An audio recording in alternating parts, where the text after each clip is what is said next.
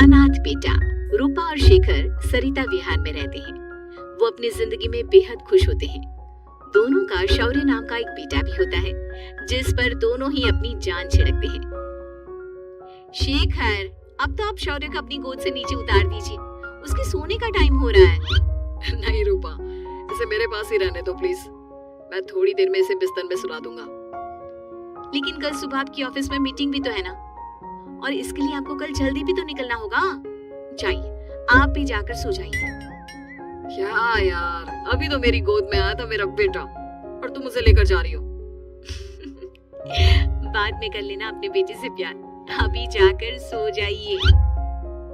रूपा शेखर से शौर्य को ले रही होती है कि तभी शौर्य रोने लगता है। शौर्य को रोता देखकर रूपा उसे फिर से शेखर को थमा देती है। आपका बेटा ना एक नंबर का नौटंकी है, बिल्कुल आप पर गया है वो।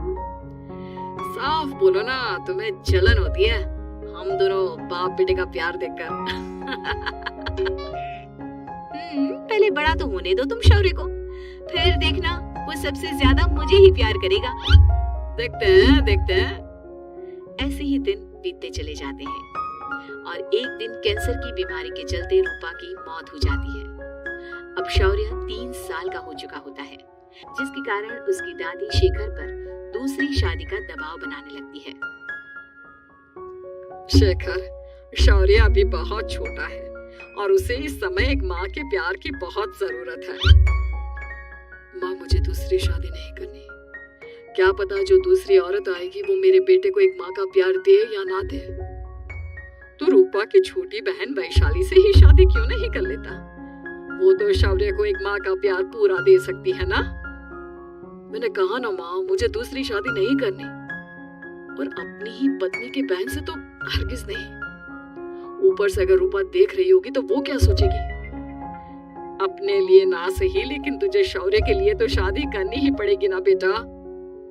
शेखर कुछ कहता उससे पहले ही अंजुमन उसे रूपा की कसम दे देती है, जिसके आगे मजबूर होकर शेखर शादी के लिए हामी भर देता है।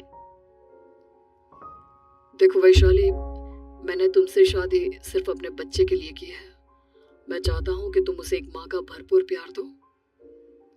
शौर्य, आपके साथ साथ मेरा भी कुछ लगता है।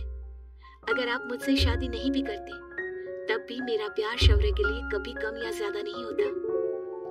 शादी के कुछ दिनों बाद ही शेखर की माँ की भी मौत हो जाती है। वैशाली शौर्य को एक माँ से भी बढ़कर प्यार देती है। शौर्य को लेकर वैशाली का यूं निस्वार्थ प्यार देखकर शेखर को भी उससे प्यार हो जाता है और कुछ सालों बाद शेखर और वैशाली का भी लड़का हो जाता है। लेकिन इसके बाद वैशाली का शौर्य को लेकर बर्ताव बदलने लगता है। वैशाली, मैं देख रहा हूँ तुम आजकल शौर्य का जरा भी ध्यान नहीं रख रही हो। मुझे पता नहीं था कि आदित्य के होने के बाद तुम इतना बदल जाओगी। आदित्य मेरा अपना सगा खून है और शौर्य दीदी का, फिर मैं दोनों में अंतर कैसे नहीं करूं? माँ भले ही दोनों के अलग अलग है, लेकिन पिता तो एक है ना। अगर मुझे पहले पता होता कि तुम इतनी जल्दी बदल जाओगी तो मैं कभी तुमसे शादी ही नहीं करता। हाँ, तो किसने कहा था आपसे मुझसे शादी करने के लिए? मैं थोड़ी ना आई थी आपके पास, आपकी माँ ही आई थी मेरे घर आपका रिश्ता लेकर। वैशाली, मुझे तुमसे ऐसी उम्मीद नहीं थी। गुस्से में शेखर अपना पैर पटकता हुआ शौर्य को वहाँ से लेकर चला जाता है। पापा, मम्मा मुझसे प्यार क्यों नहीं करती? क्या मैं उनका सगा बेटा नहीं हूँ, इसलिए मुझसे प्यार नहीं करती? मम्मा नहीं करती तो क्या हुआ बेटा, पापा तो करते हैं ना आपसे प्यार। कुछ दिनों के बाद, आज तुझे खाना पीना कुछ नहीं मिलेगा, चल चुपचाप से अपने रूम में जाकर सो जा। माँ, अब भाई को खाना क्यों नहीं दे रही हो? बेटा, तू आराम से खाना खा, इस नालायक की चिंता मत कर। एक दिन खाना नहीं खाएगा तो मर नहीं जाएगा ये। अगर भैया नहीं खाएंगे तो मैं भी नहीं खाऊंगा। तू अपने भाई का भक्त क्यों बन रहा है? ये तेरा सौतेला भाई है, सगा नहीं जो तू लक्ष्मण बन रहा है। माँ, आपको इतना भी नहीं मालूम, श्री राम और लक्ष्मण सगे भाई नहीं थे। श्री राम माता कौशल्या और लक्ष्मण माता सुमित्रा की कोख से जन्मे थे। दोनों के सिर्फ पिता एक थे, लेकिन माँ अलग थी। मुझे ज्यादा ज्ञान देने की जरूरत नहीं है, ये सतयुग और त्रेता युग नहीं है, समझे? आया बड़ा भाई का चमचा। इतना कहकर वैशाली वहां से चली जाती है, जिसके कुछ टाइम बाद शिखर वहां आता है और आदित्य उसे सारी बात बताता है। मुझे माफ कर दो शौर्य, तुम्हारी माँ के जाने के बाद मुझे दूसरी शादी का फैसला करना ही नहीं चाहिए था। अगर मैं दूसरी शादी नहीं करता तो शायद आज तुम्हारी ये हालत ना होती। नहीं पापा, अगर आप शादी नहीं करते तो मुझे आदित्य जैसा छोटा भाई कभी नहीं मिलता। थैंक यू मुझे इतना अच्छा भाई देने के लिए। तुम दोनों हमेशा ऐसे ही साथ रहना, फिर कोई भी तुम दोनों का कुछ नहीं बिगाड़ पाएगा। चलो मैं तुम दोनों को आइसक्रीम खिला कर लाता हूँ, बहुत भूख लग रही है ना। शिखर शौर्य और आदित्य को आइसक्रीम दिलाने लेकर जाता है।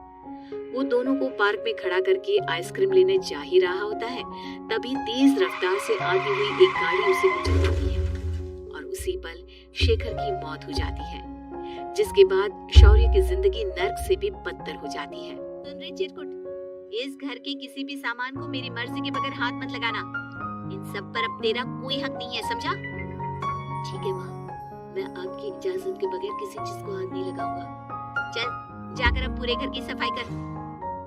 महज 7 साल का शौर्य वैशाली के कहने पर अपने नन्हे नन्हे हाथों से पूरे घर की सफाई करने लगता है। ऐसे ही दिन बीतने लगते हैं, लेकिन मासी से माँ बनी वैशाली को उस मासूम से बच्चे पर जरा भी तरस नहीं आता। क्यों शौर्य, ये घर में इतनी गंदगी कैसे हो रही है? ढंग से सफाई नहीं की है क्या तूने? माँ मैंने तो अच्छे से सफाई की थी, लेकिन आदित्य बार बार इधर उधर चलकर गंदा कर देता है। अच्छा, खुद से एक काम ढंग से नहीं होता और अपनी गलतियों का जिम्मेदार मेरे बेटे को ठहराता है। इतना कहकर वैशाली बांस का डंडा उठाकर शौर्य को जोर जोर से मारने लगती है। तभी वहां वैशाली के मायके वाले भी आ जाते हैं और उसकी सारी करतूतें देख लेते हैं। माँ मैं ऐसा क्या करूं जिससे आप मुझे भी आदित्य के जितना प्यार करोगी? बोलिए ना माँ, मेरे क्या करने से आपके अंदर मेरे लिए ममता जागेगी? वैशाली शौर्य की एक नहीं सुनती, उसके ऊपर डंडे बरसाती जाती है। हद पार होते देख वैशाली की माँ उसका हाथ पकड़ती है और जोर से उसे थप्पड़ मारती है। यही सब करने के लिए तूने दामाद जी से शादी की थी? अपने सपने में भी तुझसे ऐसी हरकत की उम्मीद नहीं की थी। तू माँ नहीं, माँ के नाम पर एक धब्बा है। बस कीजिए माँ, आदित्य की इस दुनिया में आने से पहले मैंने इसे बहुत प्यार किया था, लेकिन अब जब मेरी खुद की औलाद है तो मैं किसी और के बच्चे से प्यार क्यों करूं? अरे नालायक औरत, जिसे तू किसी और का बच्चा कह रही है वो तेरी खुद की सगी बहन का बच्चा है। बहन है तो क्या हुआ, मेरे अपने बच्चे से बढ़कर तो नहीं हो सकता ना ये कभी। अगर यही बात थी तो तू हमें पहले बता देती, हम शौर्य को अपने साथ ले जाते। उसे इस तरह प्रताड़ित करने की क्या जरूरत थी? अगर आपको लेकर जाना है ना तो ले जाइए इसे, मैं नहीं रोकूंगी। नहीं माँ, मुझे कहीं नहीं जाना, मुझे आपके साथ ही रहना है। मैं तेरी कोई माँ बाबा नहीं हूँ, तेरी माँ मर चुकी है, समझा? अब निकल जा मेरे घर से। माँ आप बहुत गंदी हो, मुझे भी नहीं रहना आपके साथ, मैं भी भाई के साथ ही जाऊंगा। अरे तू क्यों जाएगा, तू तो मेरा सगा बेटा है, जाने दे इसे। हम यहाँ ऐश से रहेंगे, तुम्हारे पापा बहुत सारी जमीन जायदाद छोड़ गए हैं तुम्हारे लिए। नहीं माँ, मुझे भाई के साथ जाना है। आप अच्छी नहीं हो, आप बहुत बुरी हो, आप भाई को बहुत परेशान करती हो। देख वैशाली, तुझसे ज्यादा समझ तो इस मासूम बच्चे में है। ये तेरे बुरे कर्मों का ही नतीजा है जो आज तेरी सगी औलाद खुद से तुझे ठुकरा रही है। आदित्य, तुझे इस शौर्य ने भड़काया है ना मेरे खिलाफ? नहीं माँ, मुझे किसी ने भड़काया नहीं, पर मैं सब देखता हूँ, सब समझता हूँ। भाई बहुत अच्छा है, वो आपके जैसा नहीं है। चलिए नानी। इतना कहकर वैशाली के मायके वाले आदित्य और शौर्य को अपने साथ ले जाते हैं और इस तरह वैशाली बड़े से घर में अकेली पड़ जाती है। 2 बेटों के होते हुए भी आज उसे माँ कहकर बुलाने वाला कोई नहीं होता।